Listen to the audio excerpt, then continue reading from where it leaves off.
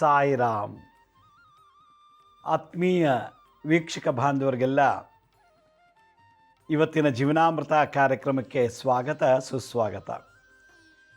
ವೀಕ್ಷಕರಿಗೆ ನಮ್ಗೆ ತಿಳಿದಂಗೆ ಪಿತೃಪಕ್ಷ ಶುರುವಾಗೋಗ್ಬಿಟ್ಟಿದೆ. ಇವತ್ತು ಸಪ್ತಮಿ ತಿಥಿ, ಗ್ರಹಣ ಆದಮೇಲೆ ಪಿತೃಪಕ್ಷ ಪ್ರಾರಂಭ ಆಯಿತು. ಚಂದ್ರಗ್ರಹಣ ಆದಮೇಲೆ ಇವಾಗ ಮಹಾಲಯ ಅಮಾವಾಸ್ಯೆ ಬರ್ತಾ ಇದೆ. ಭಾನುವಾರ ಮಹಾಲಯ ಅಮಾವಾಸ್ಯೆ, ಇವತ್ತು 8 ದಿನಕ್ಕೆ. ಈ ಒಂದು 7 ದಿನ ಪಿತೃ ಸಪ್ತಾಹ ಅಂಥೇಳಿ ಎಪಿಸೋಡ್ ಮಾಡಬೇಕು ಅಂಥೇಳಿ ನಾನು ಇವತ್ತಿನಿಂದ ಪಿತೃ ದೋಷಕ್ಕೆ ಸಂಬಂಧಪಟ್ಟಂಥದ್ದು ಸಪ್ತಾಹ ಅಂದರೆ 7 ಎಪಿಸೋಡ್ಸ್ನ ಮಾಡಿ ಮಹಾಲಯ ಅಮಾವಾಸ್ಯೆ ದಿವಸ ನೀವು ಪಿತೃದೇವತೆಗಳಿಗೆ ಸಂತೃಪ್ತಿ ಪಡಿಸ್ಲಿ ಅಂತ ಹೇಳಿ ಇವತ್ತಿನ ಎಪಿಸೋಡ್ ಶುರು ಮಾಡ್ತಾಯಿದ್ದೀನಿ. ಶನಿವಾರ ದಿವಸ ಅಂದರೆ ನಿನ್ನೆ ಶನಿವಾರ ಕಾಲಲ್ಲಿ ಭಾಳ ಜನಕ್ಕೆ ಮದುವೆ ಆಗಿಲ್ಲ, 50 ವರ್ಷ ಆಯಿತು, ಮತ್ತು ಮನೆ ಕಟ್ಟೋಕ್ಕಾಗ್ತಿಲ್ಲ, ಏನೇನೋ ದೋಷಗಳಿದೆ. ಮನುಷ್ಯನ ಆಯುಸ್ಸು ಕಮ್ಮಿ, ಆದರೆ ಸಮಸ್ಯೆಗಳು ಸಾವಿರಾರಿದೆ. ಒಬ್ಬ ಮನುಷ್ಯ 50 ವರ್ಷ ಬದುಕ್ತಾನೆ ಅಂದರೆ ಅವನಿಲ್ಲ ಅನ್ನೊಂದು 5,000 ಪ್ರಾಬ್ಲಮ್ಸ್ಗಳು, ಸಮಸ್ಯೆಗಳಿರ್ತದೆ. ಜಂಜಾಟದಲ್ಲಿ ಸಿಕ್ಕಾಕಿ ಕೊನೆಗೆ ಅವನು ನೇಣಾಕೋಬೇಕು, ಇಲ್ಲ ವಿಷ ಕುಡಿಬೇಕು, ಇಲ್ಲ ಆತ್ಮಹತ್ಯೆ ಮಾಡ್ಕೊಬೇಕು. ಇವತ್ತಿನ ಸಂಚಿಕೆಯಲ್ಲಿ ಈ ಪಿತೃಪಕ್ಷ ನಡೀತಿರೋದ್ರಿಂದ ಎಷ್ಟು ಜನದ ಮನೆಯಲ್ಲಿ ಭಾಳ ಸಮಸ್ಯೆಗಳಿದೆ ಪಿತೃಶಾಪದಿಂದ. ಯಾತಕ್ಕೆ ಪಿತೃಶಾಪ ಬರ್ತಾ ಇದೆ? ಜನ್ಮ ಕೊಟ್ಟಂಥ ತಂದೆ ತಾಯಿಗಳಿಗೆ ನಾವು ಮರ್ಯಾದೆ ಕೊಟ್ಟಿಲ್ಲ ಅಂದರೂ ಒಂದು ಶಾಪ ಬಂತು, ಪಿತೃಶಾಪ ಬಂತು, ಮಾತೃಶಾಪ ಬಂತು. ಅವ್ರಿಗೆ ರೆಸ್ಪೆಕ್ಟೇ ಕೊಟ್ಟಿಲ್ಲ ಅಂದರೆ, ಹೋಗೋ ಬಾರೋ, ಅಪ್ಪನ್ನ ಹೋಗೋ ಅನ್ನೋದು, ಅಮ್ಮನ್ನ ಹೋಗಿ ಅನ್ನೋದು, ಏಕವಚನದಲ್ಲಿ ಸಂಬೋಧನೆ ಮಾಡಿದ್ರೆ ಪಿತೃಶಾಪಕ್ಕೆ ಗುರಿ ಆಗ್ತಾರೆ. ಅಪ್ಪ ಅಮ್ಮನ್ನ ಮಾತೆತ್ತರು ಅವ್ರಿಗೆ ಕೋಪದಲ್ಲಿ ಮಾತಾಡಿಸೋದು, ಅವ್ಯಾಚ ಪದಗಳಿಂದ ನಿಂದನೆ ಮಾಡಿದರೆ ಪಿತೃಶಾಪ ಮಾತೃಶಾಪಕ್ಕೆ ಬಂತು. ಮೂರನೇದು, ತಂದೆ ತಾಯಿಗಳನ್ನ, ಅಜ್ಜ ಅಜ್ಜಿ ತಾತ ಮುತ್ತಾತಂದಿರನ್ನ ಮಾನಸಿಕವಾಗಿ ದೈಹಿಕವಾಗಿ ಹಿಂಸೆ ಕೊಟ್ಟಿದ್ರೆ, ಹೊಡೆಯೋದು ಬೈಯೋದು ಮಾಡಿದರೆ, ಮಾನಸಿಕವಾಗಿ ಬೈದ್ಬಿಟ್ಟು ಅವ್ರ ಕಣ್ಣಲ್ಲಿ ನೀರು ಹಾಕ್ಸಿದ್ರೆ, ಅಜ್ಜಿ ತಾತ ಮುತ್ತಾತ ಅಥವಾ ಅಪ್ಪ ಅಮ್ಮನ್ನ, ಚಿಕ್ಕಪ್ಪ ದೊಡ್ಡಪ್ಪದಿರನ್ನ, ಈ ಥರದವ್ರು ಏನೋ ಮಾಡಿದ್ರೆ ನಮಗೆ ಶಾಪ ಬಂದುಬಿಡುತ್ತೆ. ಇದಲ್ಲದೆ ಜ್ಞಾನ ಕೊಟ್ಟಂಥ ಗುರು ಕೂಡ ತಂದೆ ಸಮಾನ ಅಂತ ಹೇಳ್ತಾರೆ. ವಿದ್ಯೆ ಕೊಟ್ಟಂಥ ಗುರುಗಳು, ಲೌಕಿಕ ಜೀವನಕ್ಕೆ ಗುರು ಇರ್ಬೋದು, ಆಧ್ಯಾತ್ಮಿಕಕ್ಕೆ ಗುರು ಇರ್ಬೋದು, ಅವ್ರಿಗೂ ಕೂಡ ಬೈಯೋದು ಮಾಡೋದು ಹಿಂಸೆ ಕೊಟ್ಟರೆ ಅದು ಪಿತೃಶಾಪಕ್ಕೆ ಸಮಾನ ಆಗಿಬಿಡ್ತದೆ ಅಂತ ಹೇಳ್ತಾರೆ. ನಮ್ಮ ತಂದೆ ತಾಯಿಗಳು ನಮ್ಮನ್ನು ಚೆನ್ನಾಗಿ ಓದಿಸಿ ಬೆಳೆಸಿ, ಸ್ಕೂಲ್ಗೆ ಡೊನೇಷನ್ ಕೊಟ್ಟು, ಕಾಲೇಜ್ಗೆ ಡೊನೇಷನ್ ಕೊಟ್ಟು, ಫೀಸ್ ಕೊಟ್ಟು, ಬಟ್ಟೆ ಕೊಟ್ಟು, ಪುಸ್ತಕ ಕೊಟ್ಟು, ಮನೆ ಕೊಟ್ಟು, ವೆಹಿಕಲ್ ಕೊಟ್ಟು, ಎಲ್ಲ ಕೊಟ್ಟು ನಮ್ಮನ್ನು ಬೆಳೆಸ್ತಾರೆ. ನಾವೇನು ವಾಪಸ್ ಕೊಡ್ತೀವಿ ಅವ್ರಿಗೆ? ಬೈಯೋದಿಂದ, ಸ್ಥಾನಮಾನಕ್ಕೆ ಧಕ್ಕೆ ತರೋದ್ರಿಂದ, ಅಗೌರವದಿಂದ, ಹೊಡೆಯೋದಿಂದ, ಬೈಯೋದಿಂದ ಅವ್ರಿಗೆ ಎಲ್ಲ ಥರ ಹಿಂಸೆ ಕೊಟ್ಟಿರ್ತೀವಿ. ಅವ್ರ ಋಣದ ನಮ್ಮದಿದೆ, ಅವ್ರ ಋಣ ನಮ್ಮಲ್ಲಿದೆ. ಸ್ಕೂಲ್ ಫೀಸ್ ಕಟ್ಟಿದ್ದಾರೆ, ನಮ್ಮಲ್ಲಿ ಋಣ ಇದೆ. ಡೊನೇಷನ್ ಕಟ್ಟಿರೋದು ಋಣ ಇದೆ. ಸ್ಕೂಲ್ಗೆ ಬಟ್ಟೆ ಹೊಲಿಸ್ಕೊಟ್ಟಿದ್ದಾರೆ, ಕಾಲೇಜ್ಗೆ ಶರ್ಟು ಪ್ಯಾಂಟು ಎಲ್ಲ ಕೊಟ್ಟಿದ್ದಾರೆ, ಊಟ ಹಾಕ್ತಿದ್ದಾರೆ, ಮನೆ ಇರೋಕ್ಕೆ ಜಾಗ ಕೊಟ್ಟಿದ್ದಾರೆ. ಇಷ್ಟೆಲ್ಲ ಋಣ ಅವ್ರದಲ್ಲಿ ಇದ್ದು ನಾವು ಅವ್ರಿಗೆ ಹೊಡಿತೀವಿ, ಬೈತೀವಿ, ಮಾಡ್ತೀವಿ. ಒಂದಿನ ಸತ್ತೋಗ್ಬಿಡ್ತಾರೆ. ಈ ಥರ ಮಾಡಿದಂಥ ತಪ್ಪು ದೋಷಗಳಿದ್ದರೆ ನಮಗೆ ಸರಿಯಾದ ಸಮಯಕ್ಕೆ ಮಕ್ಕಳಾಗಲ್ಲ. ಮದುವೆ ಆಗಿದ್ದರೆ ಮದುವೆನೇ ಆಗಲ್ಲ. ತಂದೆ ತಾಯಿಗಳಿಗೆ ಯಾರು ಗೋಳಿಕೋತಾರೋ, ತಂದೆ ತಾಯಿ ಮಾತಿಗೆ ಮರ್ಯಾದೆ ಯಾರು ಕೊಡಲ್ವೋ, ಅಂದರೆ ಅಗೌರವ ಅಂದಾಗ ಧಿಕ್ಕಾರ ಆಯಿತು ಅಲ್ಲಿಗೆ. ತಂದೆ ತಾಯಿಗೆ ಧಿಕ್ಕಾರ ಯಾವಾಗ ಮಾಡ್ತೀವಿ? ಅವ್ರು ಹೇಳಂಗೆ ಕೇಳಲ್ಲ. ಅಪ್ಪ ಅಮ್ಮ ಒಳ್ಳೆ ಮಾತು ಹೇಳಕ್ಕೆ ಹೋದರೆ ನಮ್ಗೆ ಅದೇ ಒಂದು ದೊಡ್ಡ ಕೋಪ. ಅಪ್ಪ ಅಮ್ಮನ್ನ ಬೀದಿಗೆಳೆದು ತೊಂದರೆ ಕೊಡ್ತಾರೆ. ಅವ್ರ ಮಾನ ಮರ್ಯಾದೆಯಲ್ಲಿ ಬೀದಿಗೆ ಬಂದುಬಿಡುತ್ತೆ. ಬೀದಿಗೆ ಎಳ್ಕೊಂಬಂದು ದುಡಿಯೋದು, ಸಾಲ ಮಾಡಿಬಿಡ್ತಾನೆ ಮಗನೋ ಮಗಳು, ತೀರ್ಸೋಕ್ಕಾಗಿಲ್ಲ. ಸಾಲ ಕೊಟ್ಟರು ಅವ್ರ ಅಪ್ಪ ಅಮ್ಮನ ತೊಗೊಂಬಂದು ಬೀದಿಗೆ ಎಳ್ಕೊಂಬಂದು ದುಡಿತಾರೆ. ಇದಕ್ಕೆಲ್ಲ ಕಾರಣ ಯಾರು? ಮಗ ಅಥವಾ ಮಗಳು. ಈ ಥರ ದೋಷಗಳೇನಾದ್ರು ನಾವು ಈ ಜನ್ಮದಲ್ಲಿ ಮಾಡಿದರೆ ನಮಗೆ ಪಿತೃಶಾಪ ಮಾತೃಶಾಪ ಬರುತ್ತೆ. ಈ ಜನ್ಮದಲ್ಲಿ ನಾವು ಮಾಡಿಲ್ಲ, ಹೋದ ಜನ್ಮದಲ್ಲಿ ಮಾಡಿದ್ದೀವಿ. ಅದಕ್ಕೋಸ್ಕರ ಈ ಜನ್ಮದಲ್ಲಿ ಮದುವೆ ಆಗ್ತಿಲ್ಲ, ಮದುವೆ ಆದ್ರೆ ಮಕ್ಕಳಾಗ್ತಿಲ್ಲ. ಅಪ್ಪ ಅಂತ ಅನಿಸ್ಕೋಬೇಕು ಅಂದರೆ ತಂದೆ ಸೇವೆ ಮಾಡಿರಬೇಕು. ಮಕ್ಕಳು ಮೊಮ್ಮಕ್ಕಳು ನೋಡಬೇಕು ಅಂತಂದರೆ ತಾಯಿ ಸೇವೆ ಮಾಡಿರಬೇಕು. ಇದು ಮದುವೆ ಅಂತ ಬರೆದ ಮೇಲೆ ಒಂದು ಪುಸ್ತಕ, ಮದುವೆ ಅಂತ ಒಂದು ಗ್ರಂಥ, ಒಂದು ರೂಲು, ಒಂದು ಸಿಸ್ಟಮ್ ಅಂತ ರಚನೆ ಮಾಡಿದ್ಮೇಲೆ ಅದರಲ್ಲಿ ಇವೆಲ್ಲ ಬರುತ್ತೆ. ಇದಕ್ಕೆ ಶ್ರಾದ್ದ ಸಂಹಿತೆ ಅಂತ ಒಂದಿದೆ. ಗರುಡ ಪುರಾಣದಲ್ಲಿ ಕೂಡ ಹೇಳ್ತಾರೆ, ಯಾವ ಆತ್ಮ ಬದುಕಿದ್ದಾಗ ತಂದೆ ತಾಯಿ ಸೇವೆ ಮಾಡಲ್ವೋ ಅವನಿಗೆ ಯಾವತ್ತೂ ಒಳ್ಳೆಯದಾಗೋದಿಲ್ಲ. ಮನೇಲಿ ತಾಯಿಗೆ ಊಟ ಹಾಕಲ್ಲ, ಊರೋಗೆಲ್ಲ ಊಟ ಕೊಡಿಸ್ತಾನೆ, ಬಾರು ರೆಸ್ಟೋರೆಂಟ್ಗೆಲ್ಲ ಹೋಗಿ. ತಂದೆ ತಾಯಿಗೆ ಸರಿಯಾಗಿ ನೋಡ್ಕೊಳ್ಳಲ್ಲ, ಅನಾಥಾಶ್ರಮಕ್ಕೆ ಹೋಗಿ ಸೇವೆ ಮಾಡ್ತೀನಿ ಅಂತಾನೆ, ವೃದ್ಧಾಶ್ರಮಕ್ಕೆ ಹೋಗಿ ಸೇವೆ ಮಾಡ್ತೀನಿ ಅಂತಾನೆ. ಆ ಮನೆ ಕಟ್ಟಿಸ್ಕೊಟ್ಟೆ, ಇಲ್ಲೊಂದು ಕಟ್ಸ್ಕೊಟ್ಟೆ, ಮನೇಲಿ ಅಪ್ಪ ಅಮ್ಮಂಗೆ ಊಟ ಹಾಕಲ್ಲ, ಚೆನ್ನಾಗಿ ನೋಡಲ್ಲ, ಹೊರಗಡೆದೆಲ್ಲ ಮಾಡ್ತಾನೆ. ಆ ಹೊರಗಡೆ ಏನೇನು ಮಾಡ್ತೀನೋ ಅದು ಯಾವ್ದ್ರ ಫಲ ಅವ್ನಿಗೆ ಸಿಗೋದಿಲ್ಲ, ಫಲ ಪ್ರಾಪ್ತಿ ಆಗೋದಿಲ್ಲ. ಯಾಕೆಂದರೆ ಮನೇಲಿ ತಂದೆ ತಾಯಿನ ಗೋಳಿಕೊಂಬಿಟ್ಟಿದ್ದಾನೆ, ಮನೇಲಿ ತಂದೆ ತಾಯಿ ಅಳಿಸ್ತಾ ಇದ್ದಾನೆ, ಹೊಡಿತಾನೆ, ಬೈತಾನೆ, ಹಿಂಸೆ ಕೊಡ್ತಾನೆ. ಈ ಥರದ್ದು ಏನಾದ್ರು ಕೊಟ್ಟು ನಾವೇನೋ ಸತ್ತೋಗಿದ್ರೆ ಜನ್ಮದಲ್ಲಿ, ಈ ಜನ್ಮದಲ್ಲಿ ನಾವು ಮದುವೆ ಆಗೋಕ್ಕಾಗಲ್ಲ, ಅಕಸ್ಮಾತ್ ಮದುವೆ ಆದರೂ ಅಂಗವಿಕಲ ಮಕ್ಕಳು ಹುಡ್ತಾರೆ, ಅಥವಾ ಮಕ್ಕಳೇ ಆಗಲ್ಲ, ಇಲ್ಲ ಮಕ್ಕಳು ಹುಡ್ತಾ ಆಗತ್ತೆ, ಅಬಾರ್ಷನ್ ಆಗ್ತಿರ್ತದೆ. ಈ ಥರ ತೊಂದರೆ ಕೊಟ್ಟಿದ್ದರೆ ಈ ಜನ್ಮದಲ್ಲಿ ಇರ್ತದೆ. ಈ ಥರದಲ್ಲಿ ನಮ್ಮ ಬದುಕು ಸೃಷ್ಟಿಯಾಗೋಗ್ಬಿಡುತ್ತೆ. ಅದು ಶ್ರಾದ್ದ ಸಂಹಿತೆಯಲ್ಲಿ ಮತ್ತು ಗರುಡ ಪುರಾಣದಲ್ಲಿ ಮತ್ತು ಶ್ರೀಮದ್ ಭಾಗವತದಲ್ಲಿ ಒಂದು ಕಡೆ ಹೇಳ್ತಾರೆ, ಯಾರ್ಯಾರು ನಿತ್ಯ ತಂದೆ ತಾಯಿಗಳು ಗೋಳಿಕೊತ್ತಾರೋ, ನಿತ್ಯ ಅಂದರೆ ಪ್ರತಿನಿತ್ಯ, ದಿನ ಕಾಫಿ ಇಲ್ಲಿ ಸಕ್ಕರೆ ಕಮ್ಮಿ ಆಗಿದೆ, ನೀನೆಂತ ಅಮ್ಮ, ನೀ ಯಾರು ಕಾಫಿ ಮಾಡೋರು ಹೇಳ್ಕೊಟ್ರು, ನೀನು ಅಂಥವಳು ಇಂಥವಳು, ನೀನು ಹಂಗೆ ಆಗಿಬಿಡ್ಲಿ ಹಿಂಗೆ ಆಗ್ಬಿಡ್ಲಿ ಅಂತ ನಿತ್ಯ ಅಮ್ಮನ ಬೈಯೋದು. ಅಮ್ಮನ ಹೊಟ್ಟೆ 9 ತಿಂಗಳಿದ್ದ, ಹೊರಗೆ ಬಂದಮೇಲೆ ಸ್ನಾನ ಮಾಡಿಸಿ ಅವ್ನ ಮಲಮೂತ್ರ ಎಲ್ಲ ಕ್ಲೀನ್ ಮಾಡಿ, ತಾಯಿಯಾದವಳು ಅವನಿಗೆ ಬೆಳೆಸಿ ದೊಡ್ಡವನು ಮಾಡಿ ಸ್ಕೂಲು ಕಾಲೇಜೆಲ್ಲ ಕಳಿಸಿದ ಮೇಲೆ ಮನೆಯಲ್ಲಿ ಅಮ್ಮನಿಗೆ ದಿನನಿತ್ಯ ಬೈತಾನೆ, ಅಪ್ಪನಿಗೆ ದಿನನಿತ್ಯ ಬೈತಾನೆ. ಹೊರಗಡೆ ಮಾತ್ರ ಒಳ್ಳೆ ಹುಡುಗ, ಮನೇಲಿ ದಿನ ಅಪ್ಪ ಅಮ್ಮನಿಗೆ ಬೈಯೋದು. ಅವ್ರು ಹೆಂಗಂತಾರೆ, ನಾವು ಯಾಕಾದ್ರು ಜನ್ಮ ಕೊಟ್ವಲ್ಲಪ್ಪ ಅಂತ ಅನ್ನಿಸ್ಬಿಡ್ತದೆ. ಈ ರೀತಿ ನಿತ್ಯ ಬೈಯೋರಿಗೆ ತಂದೆ ತಾಯಿ ಇದ್ದಾಗ ಜನ್ಮದಲ್ಲಿ ಬೈದಿದ್ರೆ ಈ ಜನ್ಮದಲ್ಲಿ ಅವ್ರಿಗೆ ನಿತ್ಯನೂ ಒಂದೊಂದು ಅಗಳಿಗೂ ಕೂಡ ಕಷ್ಟ. ಈ ಜನ್ಮದಲ್ಲಿ ಒಂದು ತುಂಡು ಬಟ್ಟೆಗೂ ಕೂಡ ಹೋರಾಟ ಮಾಡಬೇಕು. ಒಂದು ಕಡೆ ಕೆಲಸ ಸಿಗಲ್ಲ, ಒಂದು ಕಡೆ ನಿಯತ್ತಾಗಿ ಬಿಸ್ನೆಸ್ ಮಾಡೋಕ್ಕಾಗಲ್ಲ. ಮಾತಾಪಿತೃ ಶಾಪ, ದಿನನಿತ್ಯ ಗೋಳಿಕೊಂಡಿದ್ದಕ್ಕೆ ದಿನನಿತ್ಯ ಅವನು ಸಫರ್ ಪಡಬೇಕು ಜನ್ಮದಲ್ಲಿ ಮಾಡಿದರೆ. ಈ ಜನ್ಮದಲ್ಲಿ ಯಾರ್ಯಾರು ತಂದೆ ತಾಯಿ ಗೋಳಿಕೊತ್ತಿರೋ ನಿತ್ಯ ಯಾವಾಗಲೂ ಬೈಯೋದು, ಯಾವಾಗಲೂ ಕೋಪ ಮಾಡೋದು, ತಂದೆ ತಾಯಿನ ಒಂದಿನೂ ಸುಖ ಕೊಟ್ಟಿಲ್ಲ, ಸಂತೋಷ ಕೊಟ್ಟಿಲ್ಲ ಅಂದರೆ ಅವ್ರಿಗೆ ಈಗಲೂ ಬರ್ಬೋದು, ನೆಕ್ಸ್ಟ್ ಬರ್ತಲಾರು ಬರ್ಬೋದು. ಇದನ್ನು ತಪ್ಸೋಕ್ಕೆ ಸಾಧ್ಯನೇ ಇಲ್ಲ, ಯಾವ ಬ್ರಹ್ಮನ ಕೈಲೂ ಸಾಧ್ಯ ಇಲ್ಲ. ಇಂಥವ್ರಿಗೆ ಏನು ಮಾಡಬೇಕು ಅನ್ನೋದೊಂದು ಒಂದು ಪರಿಹಾರ ಈ ಪಿತೃಪಕ್ಷದಲ್ಲಿ ಮಾಡ್ಕೋಬೇಕು. ಎರಡನೇದು, ಹಬ್ಬಗಳನ್ನು ಆಚರಣೆ ಮಾಡ್ತಾರೆ, ಯುಗಾದಿ ಹಬ್ಬ, ಗೌರಿ ಹಬ್ಬ ಎಲ್ಲ. ತಂದೆ ತಾಯಿಗಳನ್ನ ಹಬ್ಬದಲ್ಲೇ ಗೋಳಿಕೊಳ್ಳೋದು, ನೀನು ಅದು ತಂದು ಕೊಟ್ಟಿಲ್ಲ, ಸೀರೆ ತಂದು ಕೊಟ್ಟಿಲ್ಲ, ಅದು ತಂದು ಕೊಟ್ಟಿಲ್ಲ, ಇದು ತಂದು ಕೊಟ್ಟಿಲ್ಲ ಅಂಥೇಳಿ.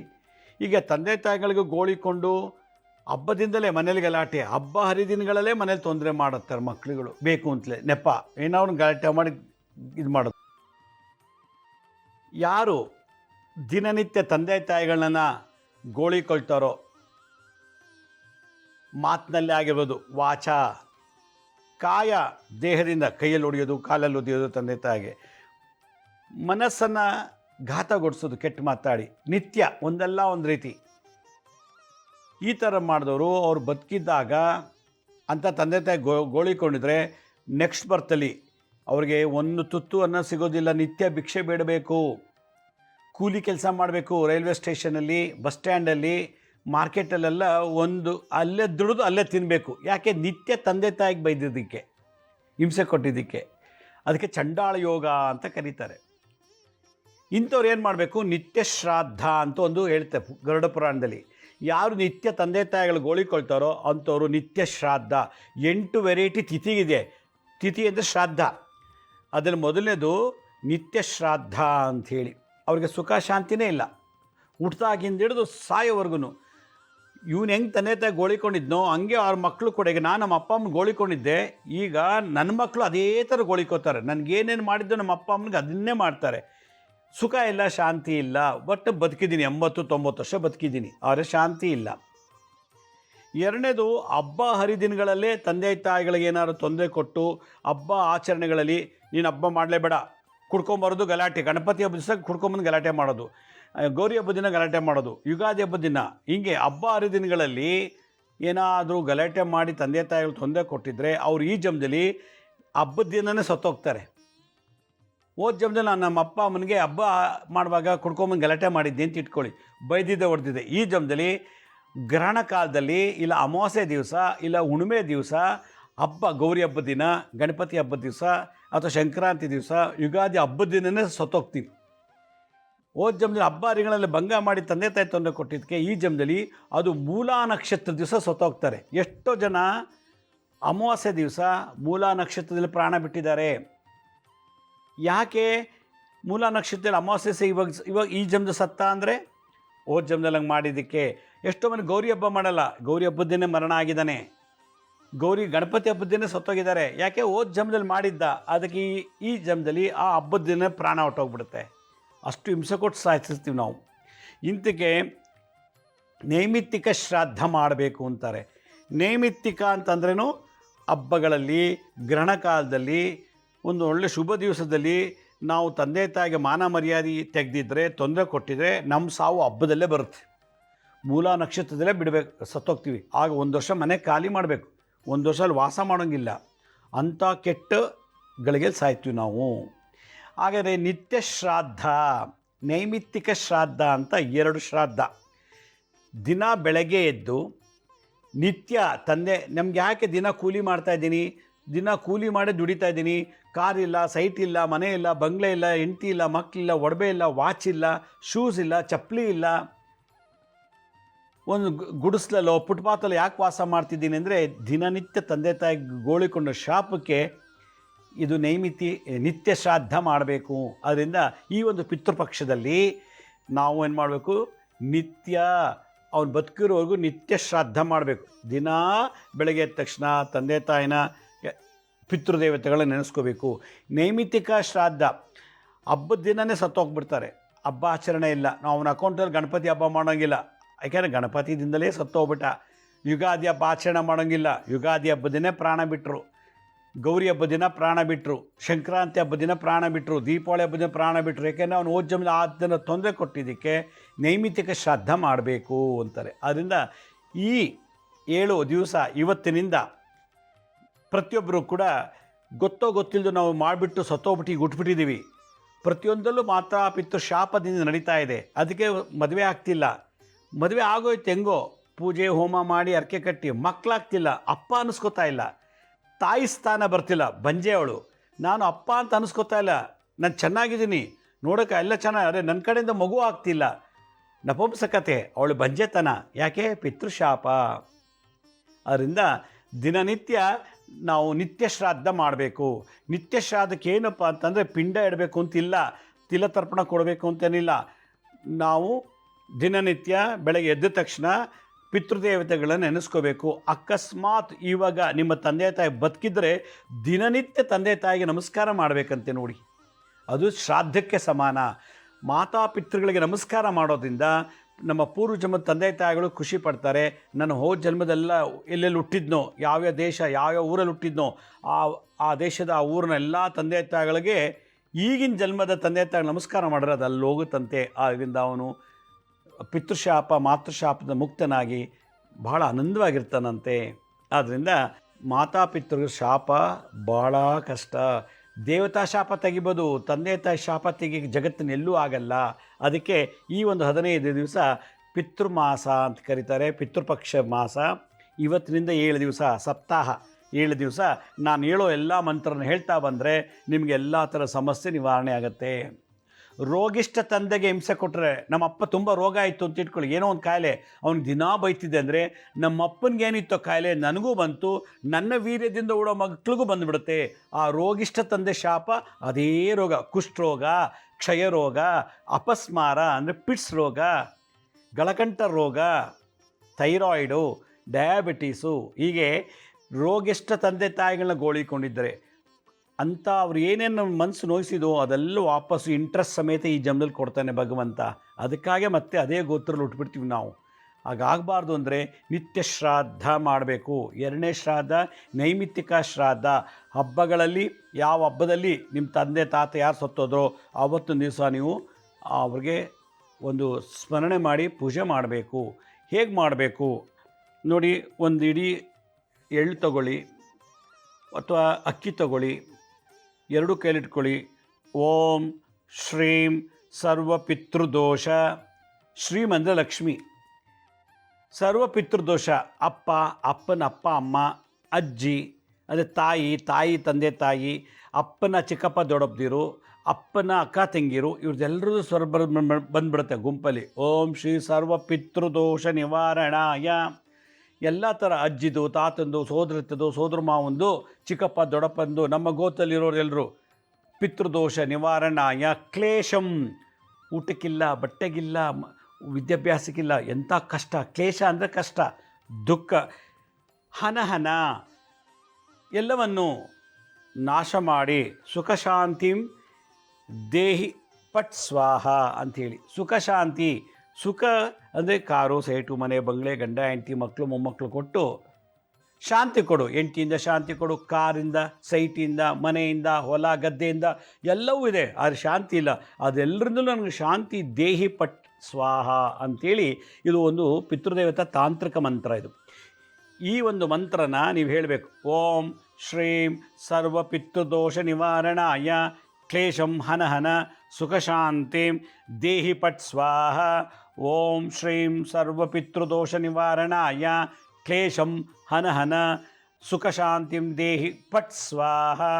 ಓಂ ಶ್ರೀಂ ಸರ್ವಮೃತ್ಯುದೋಷ ನಿವಾರಣಾಯ ಕ್ಲೇಶಂ ಅನಹನ ಸುಖಶಾಂತಿಂ ದೇಹಿ ಪಟ್ ಸ್ವಾಹ ಅಂಥೇಳಿ ಆ ಎಳ್ಳು ಮತ್ತು ಆ ಅಕ್ಕಿ ತೊಗೊಂಡೋಗಿ ಯಾವುದೋ ವೃದ್ಧಾಶ್ರಮಕ್ಕೆ ಕೊಡಬೇಕು, ಇಲ್ಲ ಆಂಜನೇಯನ ದೇವಸ್ಥಾನಕ್ಕೆ ಕೊಡಬೇಕು, ಇಲ್ಲ ನಿಮ್ಮ ಕುಲದೇವಿ ಅಥವಾ ಕುಲದೇವರಿಗೆ ಸಮರ್ಪಣೆ ಮಾಡಬೇಕು ಇವತ್ತಿನ ದಿವಸ ಈ ಪಿತೃಪಕ್ಷದಲ್ಲಿ. ಆಗ ನಿಮ್ಗೆ ಆ ದೋಷ ಮುಕ್ತರಾಗ್ತೀರಿ. ನೋಡಿ, ಎಳ್ಳು ಮತ್ತು ಅಕ್ಕಿ ಅಂದರೆ ಚಂದ್ರ, ತಾಯಿ. ಅಕ್ಕಿ ಚಂದ್ರಗ್ರಹ, ಅದನ್ನು ತಾಯಿ ಸ್ವರೂಪ. ಈ ಎಳ್ಳು ಎಲ್ಲ ಪಿತೃದೇವತೆಗಳಿಗೆ ಅದನ್ನು ಸುಖಶಾಂತಿ ಕೊಡಲಿಕ್ಕೆ ಎಕ್ಸ್ಪೋರ್ಟ್ ಮಾಡುತ್ತಂತೆ. ತಾಯಿನೂ ತಂದೆನೂ ಎಲ್ಲ ಇದೆ, ಆಸ್ತಿ ಪಾಸ್ತಿ ಎಲ್ಲ ಇದೆ, ಸುಖ ಪಡೋಕ್ಕಾಗ್ತಿಲ್ಲ, ಮದುವೆ ಆಗ್ತಿಲ್ಲ, ಮಕ್ಕಳಾಗ್ತಿಲ್ಲ, ಬಿಸ್ನೆಸ್ ಲಾಸು, ಜಾಬ್ ಕಳ್ಕೊತಾ ಇದ್ದೀವಿ, ಪದೇ ಪದೇ ಜಾಬ್ ಸೇರ್ತಾ ಇದ್ದೀನಿ, ಅಲ್ಲೂ ಬಿಟ್ಬಿಟ್ಟು ಹೋಗ್ತಾ ಇದ್ದೀನಿ, ವಿದ್ಯಾಭ್ಯಾಸದಲ್ಲಿ ಕುಂಠಿತ, ಪ್ರಮೋಷನ್ ಇಲ್ಲ, ಮತ್ತು ರೋಗ, ಸಿಕ್ಕಾಪಟ್ಟೆ ಸಾಲ, ಲಕ್ಷಾಂತರ ರೂಪಾಯಿ ಸಂಬಳ ಬರುತ್ತೆ, ಆದಾಯ ಬರುತ್ತೆ, ಸಾಲ ಸಾಲ ಸಾಲ. ಯಾಕೆಂದರೆ ಪಿತೃಶಾಪ ಇರುವಾಗ. ಆದರೆ ನನಗೆ ಗೊತ್ತಿಲ್ಲ, ನನ್ನ ತಂದೆ ತಾಯಿ ಎಲ್ಲ ಇಲ್ಲ, ನನಗೆ ತಾಯಿ ಇದ್ದಾಳೆ, ತಂದೆ ಸತ್ತೋಗಿದ್ದಾನೆ, ಅಥವಾ ತಂದೆ ಇದ್ದಾನೆ, ತಾಯಿ ಸತ್ತೋಗಿದ್ದಾಳೆ, ಇಬ್ಬರು ಸತ್ತೋಗಿದ್ದಾರೆ. ಆದರೆ ನಾನು ಈಗ ಮದುವೆ ಆಗ್ತಿಲ್ಲ, ಮಕ್ಕಳಾಗ್ತಿಲ್ಲ, ಎಲ್ಲದರಲ್ಲೂ ಕಷ್ಟಪಡ್ತಿದ್ದೀನಿ ಅಂದರೆ ಯಾರ ಥರ ಹೋಗಿ ಹೇಳ್ಕೋಬೇಕು ಅದನ್ನು? ಆದ್ದರಿಂದ ಗುರು ಹತ್ರ ಪ್ರಾರ್ಥನೆ ಮಾಡಬೇಕಂತೆ. ಗುರು ಪಿತೃಶಾಪ ಮತ್ತು ಮಾತೃಶಾಪನ ತೆಗೆದು ನರಕಕ್ಕೆ ಹೋಗೋದ್ರ ಬದಲು ಮುಕ್ತಿ ಮೋಕ್ಷಕ್ಕೆ ಕಳಿಸ್ಕೊಡೋಕ್ಕೆ ಸೀಲ್ ಆಗ್ತಾರಂತೆ, ಗುರು ವೀಸಾ ಕೊಡ್ತಾರಂತೆ. ಆದ್ದರಿಂದ ಈ ಒಂದು ಪಿತೃಪಕ್ಷದಲ್ಲಿ ಗುರು ಧ್ಯಾನವನ್ನು ಮಾಡಬೇಕು ಅಂತ ಹೇಳ್ತಾರೆ. ಆದ್ದರಿಂದ ಕೆಲವರಿಗೆ ಪಿಂಡ ಇಡೋಕ್ಕಾಗಲ್ಲ, ತರ್ಪಣ ಕೊಡೋಕ್ಕಾಗೋದಿಲ್ಲ, ಎಲ್ಲೋ ಇರ್ತಾರೆ. ಇದೆಲ್ಲಕ್ಕೋಸ್ಕರ ಮಾತಾ ಪಿತೃಶಾಪ ನಿವಾರಣೆಗೆ ಆದಿಗುರು ಜಗದ್ಗುರುಗಳಾದ ದತ್ತಾತ್ರೇಯರು ಹುಟ್ಟಿದ ದಿವಸ ಇದೇ ವರ್ಷ ಡಿಸೆಂಬರ್ 4ನೇ ತಾರೀಕು ಗುರುವಾರ ಬಂದುಬಿಟ್ಟಿದೆ. ಗುರುವಾರನೇ ಬಂದಿದೆ ನೋಡಿ, ದತ್ತಾತ್ರೇಯರು ಹುಟ್ಟಿದ ದಿನ ಡಿಸೆಂಬರ್ 4. ಆ ಡಿಸೆಂಬರ್ 4 ನಮ್ಮ ಸಂಸ್ಥೆ ವತಿಯಿಂದ ತುಮಕೂರಿನಲ್ಲಿ ನಾವು ದತ್ತಪಾದಕ ಪೂಜಾ, ಗುರುಪಾದಕ ಪೂಜಾ ಅಂತ ಮಾಡ್ತಾಯಿದ್ದೀವಿ. ಆ ಪಾದ ಪೂಜೆಯಲ್ಲಿ ಏನು ಮಾಡ್ತಾಯಿದ್ದೀವಿ ಅಂತಂದರೆ, ನೋಡಿ ಈ ಥರದೊಂದು ವುಡ್ಡಲ್ಲಿ ಮಾಡಿಸಿರೋದು, ಇದು ಭಾಳ ವಿಶೇಷವಾದ ವುಡ್ಡಲ್ಲಿ ಮಾಡಿಸಿದ್ದೀವಿ. ಇದು ಪಾದಕ ಪೂಜಾ ಅಂತ. ಇದು ನಾವು 32 ಅಧಿವಾಸ ಮಾಡ್ತೀವಿ. ಅಧಿವಾಸನೇ ನೆನೆಸೋದು, ಹಾಲಲ್ಲಿ ಒಂದು ದಿವಸ, ನೀರಲ್ಲಿ ಒಂದು ದಿವಸ, ಮೊಸರು, ಜೇನುತುಪ್ಪ, ಹೀಗೆ ಎಲ್ಲಾದರೂ ನವಧಾನ್ಯಗಳಲ್ಲಿ, ಪುಷ್ಪಗಳಲ್ಲಿ, 9 ಪುಷ್ಪ ಪತ್ರಗಳಲ್ಲಿ, ಅದೇ ಬಿಲ್ಪತ್ರೆ, ತುಳಸಿ ಪತ್ರೆ, ಸೇವಂತಿಕ, ಮರುಗ, ದವನ, ನವಧಾನ್ಯಗಳಲ್ಲದೆ ಚಿನ್ನ, ಬೆಳ್ಳಿ ಎಲ್ಲದಲ್ಲೂ ನೆನೆಸಿ 32 ವೆರೈಟಿ ನೆನೆಸ್ಬಿಟ್ಟು ಡಿಸೆಂಬರ್ 4ನೇ ತಾರೀಕು ದತ್ತಾತ್ರೇಯ ಹುಟ್ಟಿದ ದಿವಸ ಈ ಪಾದಕೆಗೆ ನಿಮ್ಮ ಕೈಯಲ್ಲೇ ಪಾದ ಪೂಜೆ ಪ್ರಾಣ ತುಂಬಿಸೋದು. ಇದಕ್ಕೆ ಪ್ರಾಣಶಕ್ತಿ ಕೊಟ್ಟು ಇದಕ್ಕೆ 64 ವೆರೈಟಿ ಪೂಜೆ ಮಾಡಿ ಕಲಾಶಕ್ತಿಯನ್ನು ಆಹ್ವಾನ ಮಾಡಿ, ಆಮೇಲೆ ಇದಕ್ಕೆ ಮನೇಲಿ ಅಪಮೃತ್ಯು ದೋಷ ಬರಬಾರ್ದು ಅಂತ ಇದಕ್ಕೆ ಶಿವಶಕ್ತಿ, ದತ್ತಾತ್ರೇಯ ತ್ರಿಮೂರ್ತಿಗಳು, ಬ್ರಹ್ಮ ವಿಷ್ಣು ಮಹೇಶ್ವರ, ಈ ಪಾದಕೆಗೆ ಮೃತ್ಯುಂಜಯ ಮಂತ್ರದಿಂದ ಶಕ್ತಿ ತುಂಬಿ, ಸರ್ಪದೋಷ ಅಂದರೆ ಮಕ್ಕಳಾಗ್ತಿಲ್ಲ, ಮದುವೆ ಆಗ್ತಿಲ್ಲ, ಅಬಾರ್ಷನ್ ಆಗ್ತಿದೆ, ಈ ಥರ ಕುಜದೋಷ ಇದ್ದಾಗ ಲಕ್ಷ್ಮೀ ನರಸಿಂಹರನ್ನು, ವಿಷ್ಣು ಮತ್ತು ಶತ್ರುಬಾಧೆ, ಮಾಟಮಂತ್ರ ತಂತ್ರಬಾಧೆಗೆ ಸುದರ್ಶನ ಹೋಮ ಮಾಡಿಸಿ, ಆಮೇಲೆ ದತ್ತಾತ್ರೇಯರ ಒಂದು ಮಂತ್ರ ಮುಖೇನ ಹೋಮ ಮಾಡಿ, ಬೀಜ ಮಂತ್ರ, ಮಾಲಮಂತ್ರ, ಗಾಯತ್ರಿ ಮಂತ್ರದಿಂದ ಹೋಮಗಳು ಮಾಡಿ ಇದಕ್ಕೆ ನಿಮ್ಮ ಕೈಲೇ ಪೂಜೆ ಮಾಡಿಸಿ ಇದನ್ನು ನಾವು ನಿಮಗೆ ಕೊಡ್ತಾ ಇದ್ದೀವಿ. ಇದು ಮನೇಲಿಟ್ಟು ಪೂಜೆ ಮಾಡಬೇಕು, ಹಾಕೊಂಡು ಓಡಾಡೋದಲ್ಲ. ಇದು ಮನೇಲಿಟ್ಟು ಪೂಜೆ ಮಾಡಿದ್ರೆ ವಾಸ್ತುದೋಷ, ಎಲ್ಲ ಥರ ಮಾಟ ಮಂತ್ರ ತಂತ್ರ ಬಾಧೆಗಳು ನಿವಾರಣೆ ಆಗುತ್ತೆ. ಸಮಸ್ತ ಪಿತೃದೇವತೆಗಳ ಶಾಪವನ್ನು ಗುರುಮುಖೇನ ಸತ್ತಂಥವ್ರಿಗೆ ನರಕದಿಂದ ಬಿಡುಗಡೆ ಮಾಡಲಿಕ್ಕೆ ಅವಕಾಶ ಆಗುವಂಥ ಒಂದು ವಿಶೇಷ ಪೂಜೆ ಆ ಹುಣ್ಣಿಮೆ ದಿನ ಮಾಡ್ತಾಯಿದ್ದೀವಿ. ಇದು ತುಮಕೂರಲ್ಲಿ ಮಾಡಿಸ್ತಾ ಇದ್ದೀವಿ. ಇದನ್ನು 1008 ದಂಪತಿಗಳು, ಮದುವೆ ಆಗಿಲ್ಲ, ಮಕ್ಕಳಾಗಿಲ್ಲ ಅನ್ನೋರು ಯಾರ್ಯಾರು ಇದ್ದಾರೋ ಅವರು, ಮದುವೆ ಆಗದವ್ರು ಹುಡುಗರು 108, ಮದುವೆ ಆಗಿಲ್ಲದವ್ರು ಹುಡುಗಿರು 108 ಜನ, 108 ಹುಡುಗರು 108 ಹುಡುಗಿರು ಜೊತೆಗೆ 1008 ದಂಪತಿಗಳು ಮದುವೆ ಆಗಿದೆ, ಮಕ್ಕಳಾಗ್ತಿಲ್ಲ, ಅಬಾರ್ಷನ್ ಆಗ್ತಿದೆ, ಬಿಸ್ನೆಸ್ಸಲ್ಲಿ ಲಾಸು, ಸಾಲ ಬಾಧೆ, ಏನೇನು ಸಮಸ್ಯೆಗಳಿದೆಯೋ, ಭೂತ ಪ್ರೇತ ಮಾಟ ಮಂತ್ರ ತಂತ್ರ ಬಾಧೆ, ಆ ಹುಣ್ಣಿಮೆ ದಿನ ನೀವೇ ಇದಕ್ಕೆ ಕೂತ್ಕೊಂಡು ಪ್ರಾಣ ತುಂಬಿ 64 ವೆರೈಟಿಲಿ ಪೂಜೆ ಮಾಡಬೇಕು. ಇದು ಮಾಡಿಬಿಟ್ಟು ನಿಮ್ಗೆ ಕೊಡ್ತೀವಿ, ತೊಗೊಂಡಿಟ್ಟು ಪೂಜೆ ಮಾಡಬೇಕು. ಇವತ್ತು ಗುರು ರಾಹು ಅಥವಾ ಗುರು ಕೇತು ಅಥವಾ ರಾಹು ಚಂಡಾಳ ದೋಷಕ್ಕೆಲ್ಲ 50,000 60,000 ರೂಪಾಯಿ ಬಿಲ್ ಮಾಡ್ತಾರೆ ನಿಮಗೆ ಪೂಜೆ ಶಾಂತಿ ಮಾಡಲಿಕ್ಕೆ. ಅದೆಷ್ಟು ಕರೆಕ್ಟೋ ಗೊತ್ತಿಲ್ಲ ನನಗೆ. ಆದರೆ ನೀವೇ ಸ್ವತಃ ಇದಕ್ಕೆ ಪ್ರಾಣ ಪ್ರತಿಷ್ಠಾಪನೆ ಮಾಡಿ ಮುದ್ರಾಮಂತ್ರ ತಂತ್ರದಿಂದ ನೀವೇ ಅದಕ್ಕೆ 64 ವೆರೈಟಿ ಪೂಜೆ ಮಾಡಿ ಅಭಿಷೇಕ, ನಿಮ್ಮ ಕೈಲಿ ಅಭಿಷೇಕ ಮಾಡಿಸಿದ್ದಕ್ಕೆ ಪಂಚಾಮೃತ, ನಿಮ್ಮ ಕೈಲಿ 21 ವೆರೈಟಿ ಅಭಿಷೇಕ ಮಾಡಿಸ್ತೀವಿ. ಇದೆಲ್ಲ ಮಾಡಾದಮೇಲೆ ಮನೇಲಿಟ್ಟು ಪೂಜೆ ಮಾಡಿದ್ರೆ ಭೂಕಂಪಗಳಾಗೋದಿಲ್ಲ, ದುಷ್ಟಶಕ್ತಿಗಳ ಬಾಧೆ ಬರೋದಿಲ್ಲ. ಇದೆಲ್ಲಕ್ಕಿಂತ ಹೆಚ್ಚಾಗಿ ಓದೋ ಹುಡುಗರು, ವ್ಯವಸಾಯ ಮಾಡೋರು, ವ್ಯಾಪಾರ ಮಾಡೋರು, ಯಾವುದೇ ಕ್ಷೇತ್ರದಲ್ಲೇ ಆಗಲಿ ಗುರುಬಲ ಬರ್ತದೆ. ಮನೆ ಕಟ್ಟಬೇಕು, ಮನೆ ಕಟ್ಟೋಕ್ಕಾಗ್ತಿಲ್ಲ, ಏನೇನೋ ತೊಂದರೆಗಳಿರ್ತವೆ. ಗುರುಬಲ ಇಲ್ಲಾಂದರೆ ಏನೂ ಮಾಡೋಕ್ಕೆ ಸಾಧ್ಯ ಇಲ್ಲ. ಆದ್ದರಿಂದ ಸಮಸ್ತ ಪಿತೃಗಣ ಅವ್ರಿಗೆಲ್ರಿಗೂ ಕೂಡ ಗುರುಮುಖೇನ ಅವ್ರಿಗೆ ಮುಕ್ತಿ ಕೊಡಿಸ್ಬೇಕು. ಏನೋ ಮಾಡಿಬಿಟ್ಟಿದ್ವಿ ಗೊತ್ತೋ ಗೊತ್ತಿಲ್ಲದನೋ, ಇವಾಗ ನಮ್ಮಲ್ಲಿ ತೊಂದರೆ ಅನುಭವಿಸ್ತಾ ಇದ್ದೀವಿ. ಅದಕ್ಕೆ ಇದನ್ನು ನೀವು ಕೂತ್ಕೊಂಡು ಪೂಜೆ ಮಾಡಬೇಕು ಅಂದರೆ ಸ್ಕ್ರೀನ್ ಮೇಲೆ ತೋರಿಸ್ತಾ ಇದ್ದೀವಿ ನೋಡಿ, ಆ ಲಿಂಕನ್ನು ಕ್ಲಿಕ್ ಮಾಡಿ, ಫೋಟೋ ತಗೊಳ್ಳಿ, ಮೊಬೈಲಲ್ಲಿ ಕ್ಲಿಕ್ ಮಾಡಿ, ಅದರಲ್ಲಿ ಎಲ್ಲ ಡೀಟೇಲ್ಸ್ ಇದೆ. ಇದು ಡಿಸೆಂಬರ್ 4ನೇ ತಾರೀಕು ಗುರುವಾರ ಬೆಳಗ್ಗೆ 8ರಿಂದ ಸಂಜೆ 4 ಗಂಟೆ ತನಕ ನಡೀತದೆ ಪೂಜೆ. ನಿಮ್ಮ ಕೈಲೇ ಮಾಡಿಸ್ತೀವಿ. ಇದು ವಿಶೇಷ. ಇದು 2012ರಲ್ಲೂ ಮಾಡಿದ್ದೆ, 2014ರಲ್ಲೂ ಮಾಡಿದ್ದೀನಿ ಈ ಪೂಜೆನ. ಸಾವಿರಾರು ಜನ ಇದನ್ನು ಉಪಯೋಗಿಸ್ಕೊಂಡಿದ್ದಾರೆ, ಒಳ್ಳೆಯದಾಗಿದೆ. ಅದರಿಂದ ಆಸಕ್ತಿ ಇರೋರು ಆ ಸ್ಕ್ರೀನ್ ಮೇಲೆ ತೋರಿಸೋ ಲಿಂಕ್ಗೆ ನೀವೇನು ಮಾಡಬೇಕು, ಕ್ಲಿಕ್ ಮಾಡಿ ಅಲ್ಲಿ ರಿಜಿಸ್ಟ್ರೇಷನ್ ಮಾಡ್ಕೊಳ್ಳಿ.